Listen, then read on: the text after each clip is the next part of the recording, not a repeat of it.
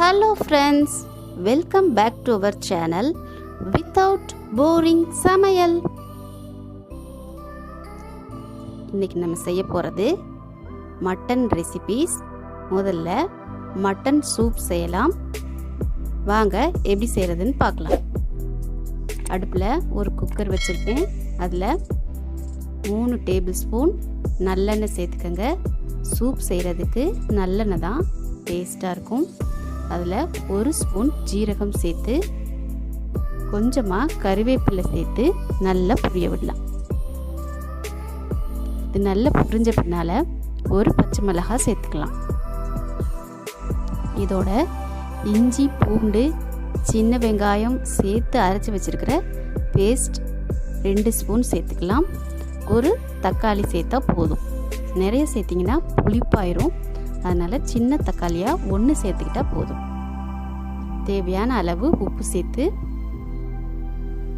நல்லா வதக்கி விடலாம்.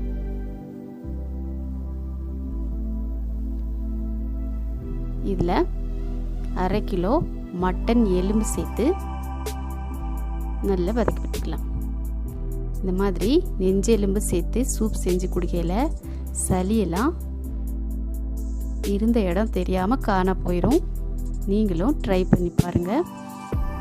இதில் 1 ஸ்பூன் மஞ்சள் தூள் சேர்த்துருக்கேன்.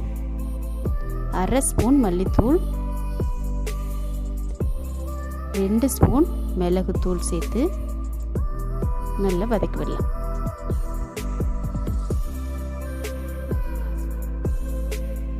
உங்களுக்கு கரம் மசாலா டேஸ்ட் பிடிக்கும்னா கொஞ்சமாக சேர்த்துக்கலாம்.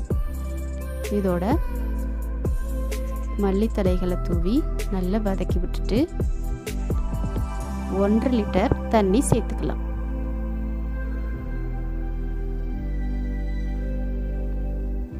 அஞ்சிலிருந்து 6 விசில் வச்சு வேக விடணும். குக்கரை மூடி போட்டு 6 விசில் வச்சு எடுத்துக்கலாம்.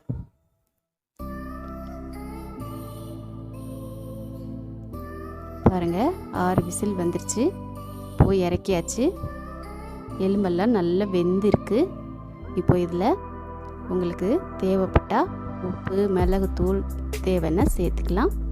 இதோட மல்லித்தழைகளை தூவி சூடாக பரிமாறினீங்கன்னா சுவையாக சாப்பிட்றதுக்கு மட்டன் சூப் ரெடி. அடுத்து நம்ம செய்ய போகிறது மட்டன் சாப்ஸ். வாங்க எப்படி செய்கிறதுன்னு பார்க்கலாம்.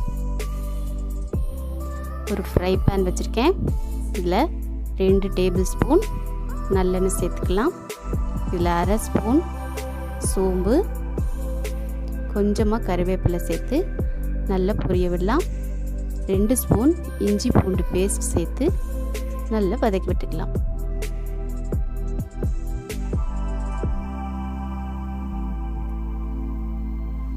நல்லா வதங்கின பின்னால் ஒரு பச்சை மிளகாய், நீல வாக்கில் கட் பண்ணி வச்சிருக்கிற ஒரு பெரிய வெங்காயம் சேர்த்து நல்லா வதக்கிக்கலாம்.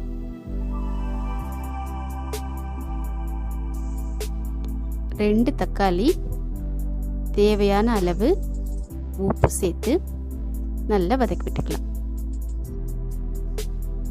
தக்காளி நல்லா வதங்கி வரட்டும். இப்போ மசாலா தூள்லாம் இதில் சேர்த்துக்கலாம். 1/2 ஸ்பூன் மஞ்சள் தூள், 1/2 ஸ்பூன் மல்லித்தூள், 1/2 ஸ்பூன் மிளகாய்த்தூள்,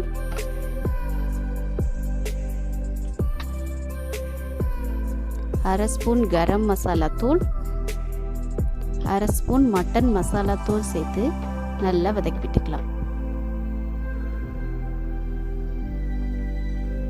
இந்த மசாலாவோட பச்சை வாசனையெல்லாம் போன பின்னால் வேக வச்சிருக்கிற மட்டனை சேர்த்துக்கலாம். தண்ணியோட சேர்த்துக்கோங்க. நல்லா வதக்கி விடுங்க. மட்டன் ஏற்கனவே வெந்திருக்கு. இப்போ இந்த மசாலாவோடு சேர்த்து நல்லா மிக்ஸ் ஆகிற வரைக்கும் ஒரு கொதி கொதிச்சாலே போதுமானதாக இருக்கும். நல்லா கொதிக்க விடுங்க. இப்போ இதில் மிளகுத்தூள் சேர்த்துக்க போகிறோம். உங்கள் காரத்துக்கு ஏற்ற மாதிரி சேர்த்துக்கலாம். நான் 2 ஸ்பூன் மிளகுத்தூள் சேர்த்துருக்கேன். சேர்த்துட்டு நல்லா வதக்கி எண்ணெய் பிரிஞ்சு வர அளவுக்கு வதக்கி விட்டுக்கலாம். கொஞ்சம் தண்ணியாக இருக்கணும்னா கொஞ்சம் தண்ணி சேர்த்துக்கலாம். இந்த மாதிரி கெட்டியாக நான் இறக்க போகிறேன். இதில் மல்லித்தலைகளை தூவி இறக்குனா சப்பாத்தி, பரோட்டா, சாதத்தோடு சாப்பிட்றதுக்கு சுவையான மட்டன் சாப்ஸ் ரெடி. இந்த டிஷ்களை நீங்களும் ரசித்து சமைங்க, ருசித்து சாப்பிடுங்க.